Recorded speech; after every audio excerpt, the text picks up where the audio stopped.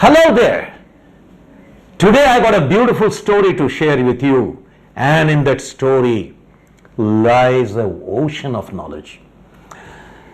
This story is about a samurai. You know, samurai is a martial art specialist, but this samurai was special. He was a king of a kingdom, and the samurai has a dream. He wanted to expand the boundaries of his kingdom.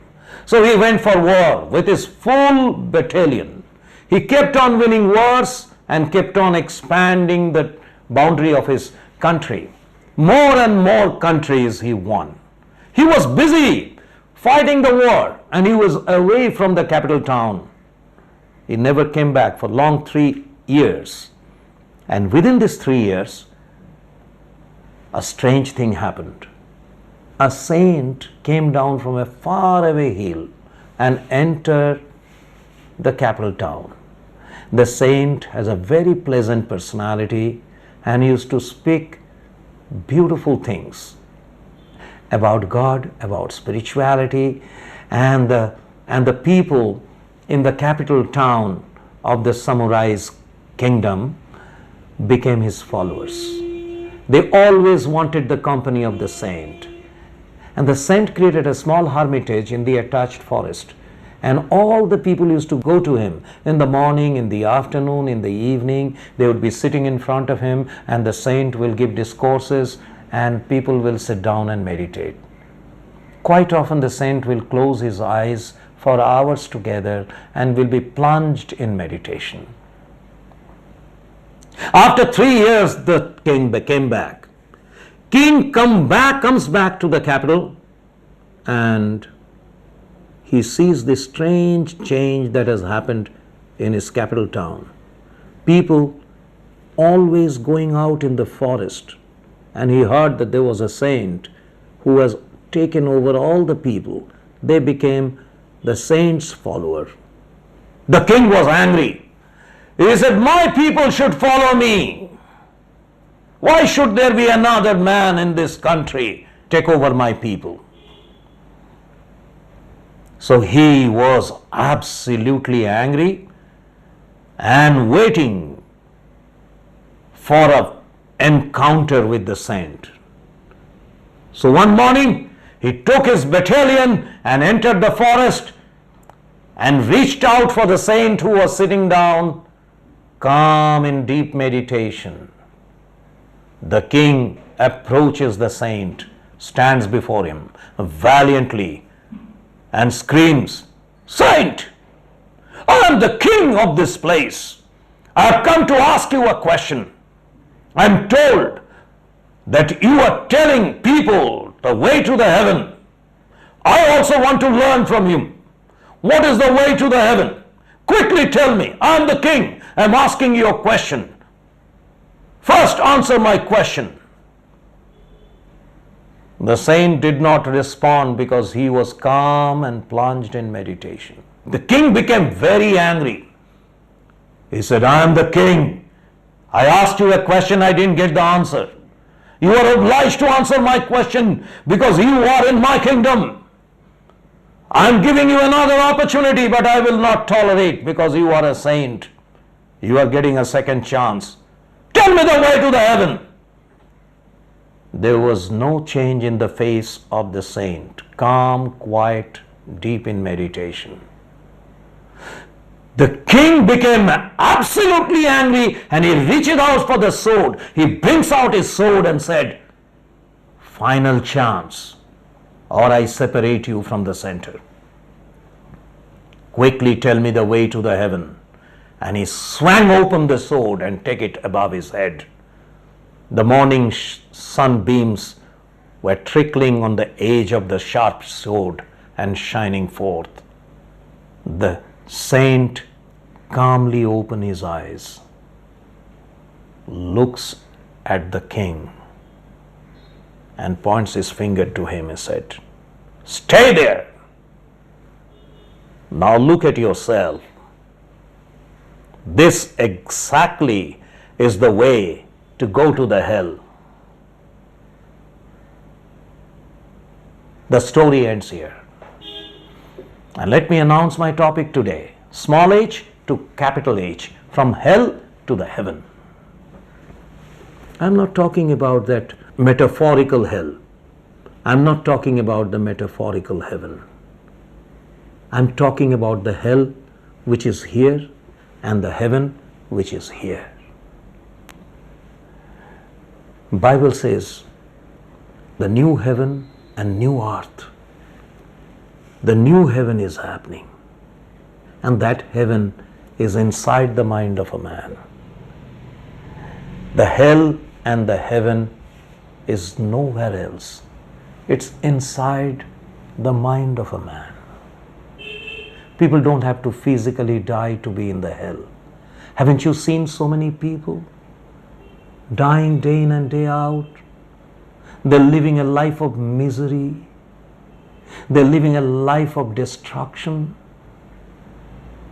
completely living in hell every time. Their family life is ruined. Their career is ruined. They suffer from depression. They are devastated. And that's exactly the hell that I'm talking about. And this is because they created that hell themselves. It is because we create our own heaven, we create our own hell through our thoughts. 3 wretched paths to hell, I can tell you. Mr. Dale Carnegie had written that in his brilliant book, How to Win Friends and Influence People. Think of the 3 letter C's, C, C, C, and look around in the world and you will see maximum number of people are investing in these 3 C's. You know what are they? Criticize, condemn, complain. You must have seen people who cannot even digest their food that they ate unless they criticize someone. It's a digestive peel for them. People cannot appreciate anybody. Always find faults with people. You were wrong, you were wrong, you were wrong, you were wrong. Moment we point a finger to someone and say you are wrong, 3 fingers point to ourselves. Sant Kabir, one of the greatest saints our country had produced, he had beautifully said, बुरा जो देखन में चला, बुरा ना मिलया कोई, जो दिल ढूंढा अपना, मुझसे बुरा ना कोई.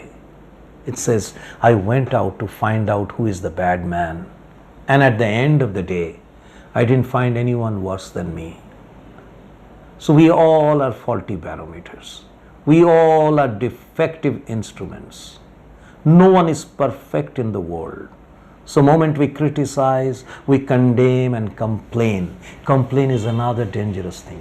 We are never happy. All the time complain, complain, complain, complain.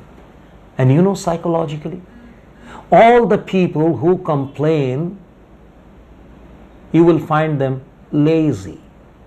Lazy from inside. Because had they been active, rather than complaining, they will go out and solve the problem.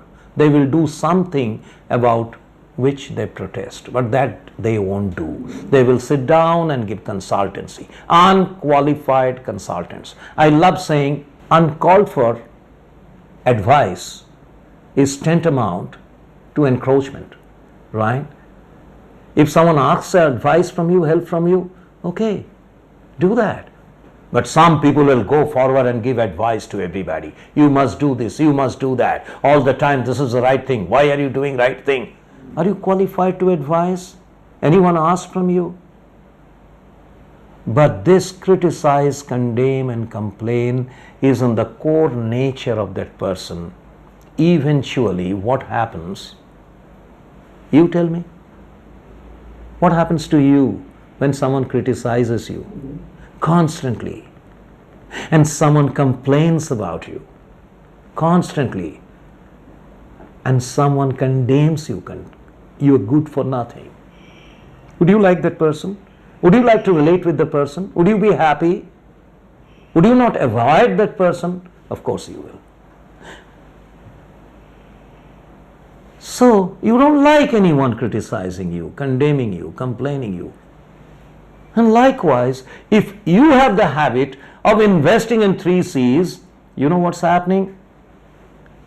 Your world is shrinking and shrinking and shrinking. In the process, you are becoming a loner. Alone. People are avoiding you. And they won't come and tell you that they dislike you. If you don't like a food in the restaurant, most often you do not go and tell them that this is a bad food. You just pay up, go out, and tell all other friends, never go to that restaurant. And that's how the restaurant loses its goodwill. If you get a good food from the restaurant, you will talk about it to your other friends. No one is busy, no one is interested in picking up quarrel and fighting and this and that. Sometimes they do, but more often than not, they won't. So in the process, you are being neglected. Unknowingly, you are losing ground. Unknowingly, you are becoming unpopular and a loner. And that is the hell you have created. So one fine morning, you will feel loveless. You will wake up, you will suffer from insomnia. Then you will go to a psychologist, the greatest profession in the modern time. The psychologists are making a lot of money. You know why? Because so many loners. Why there are so many loners? There are so many critics. People love criticizing others rather than really loving them. And criticism is dry of love. I want to give an example. Think about a mixie. And you have a juice of bitter gourd from the mixie. What is the pulp inside? Bitter gourd, isn't it? And if you have juice of orange in that mixie, the pulp is orange only. It's never the other way. That's a simple example that when we criticize, when we bring out bitter things, inside we have bitterness. And if you have bitterness inside, you know what it is like? There is a container which has poison. And the poison in the container first corrodes the container, right? When you have bitterness inside, your inside gets corrosed more and more. So, a great saint had said, revenge, anger is revenging on yourself about someone who did something to you, right? So when you get angry, when you are bitter, when you suffer inside, you feel bad inside, your inside is being spoiled, corrosed. Can you afford it? You want a solution? Okay, transformation. Get those 3 C's out of your life and invest in 3 A's. Accept, adjust, and appreciate. These 3 beautiful 3 A's. They're sweet like orange. You accept, you adjust, and you appreciate. Those are the way to the heaven. And when you do that, what is the spirit in which you are investing? Exactly opposite of the spirit you had invested in criticize, condemn, and complain. There you had bitterness. There you had poison. But here you have nectar, the nectar of love. That's what you are spreading everywhere. You are spreading love everywhere. And when you spread love, in return, you do not get hate, do you? You get love. Yeah, I don't promise that if you love everyone in this world, 100% people will love you back. There may be 1 or 2 who could be a wrong man, it's always there. But you know what's the real stuff? You will always win in the bargain. You will have more people loving you. You will build your world. So, why don't you create a heaven inside your head? Very simple. The hell is ego and the heaven is love. Ego is the name of the poison. If you invest in ego, it will only divide. It will only create greed in you. It will inspire you to gain at the cost of others. In the process, ego will make you alone. Ego is the ruler of your life. It wants to rule your life. It will not be happy if there are more people loving you. It wants to control your life. So if you hate other people, if you criticize other people, if you all the time find faults with the other people, those are the oxygen with which you nourish your ego. Don't give that oxygen to the wretched thing which is about to ruin your life. Come to the other side, invest in love, and it is enough to live your life. I say, if you have love, you have respect, you have care, you have responsibility, and you have consideration for everybody. You have tolerance, and that's one of the greatest faculty. One of the most tolerant man in the world is Mahatma Gandhi. He demonstrated it through his life. People ask me, Mahatma, what is your ultimate message? That innocent man looked and told him, my message, my life is my message. What a beautiful thing. How many of you can say, your life is a message? You won't be able to say that as long as you invest in 3 C's. But your life can be a message. Everyone will flock around, admire you, live for you, make your life better because they love you. And they will love you because you love them. And that's what Mahatma did. People loved him. Regardless of religion, they loved him. That's why the world remembers him as Mahatma Gandhi. My life is my message. And the other thing, you want to change the world? Be the change yourself. Unless we change yourself, we cannot change the world. And if we change ourselves from small h to capital H, we need not change anything in this world, because our world will automatically change. It will be a much more beautiful place, a real heaven to live in. So I wish you, be in the heaven, create heavens for everybody. Thank you for being with me today. Small h to capital H, from hell to heaven, not metaphorically there, but right there in your mind. All the best. See you next time. Have a wonderful day.